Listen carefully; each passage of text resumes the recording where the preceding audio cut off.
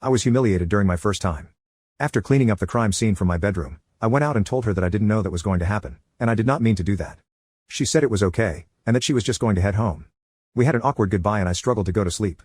Now you'd think the nightmare would come that night, but no, something worse came 2 days later. So we went the next day and a half without seeing each other and barely texted. And I went to go hang out with some friends that live near a college. They had other people over who I didn't know all that well, but had seen before. A friend of a friend type of thing. These were all people who went to the college nearby, as well as where my girlfriend went to school.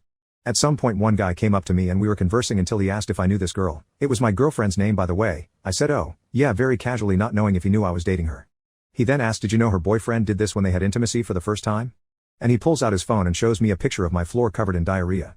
I was extremely shocked and panicked inside, but kinda calmly said, oh God, what the hell? That's gross, and started to walk away. I went outside and started to freak out and mentally spiral, not knowing how he knew that happened, and why he had a picture of it. Then I realized she could have taken a picture of it while I was in the bathroom. But why would she take a picture of it, let alone show other people? I didn't know how any of this was happening, but I asked one of my friends to drive me home. When I got home I cried as I walked through the front door. I was devastated over how much she betrayed me and how I was ever supposed to trust her again. After an hour of crying I managed to calm down and went around finding anything that was hers, and throwing it away.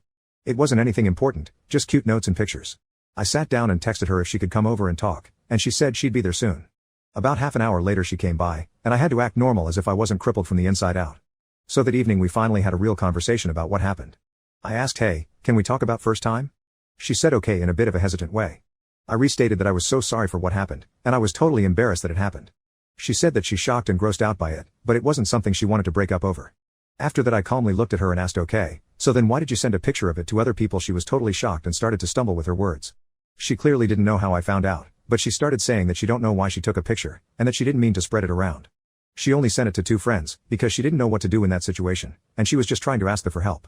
I said okay, that may be the case, but not only could you have texted the situation, you actively took a picture and sent it to them. Which is being sent to people I don't really know or trust. She started to get emotional and say how sorry she was, and how she didn't want me to know she took the picture. And I can see why she wouldn't want me to know about it, since she went around showing it to people behind my back, while I was still mortified that I even did it in the first place.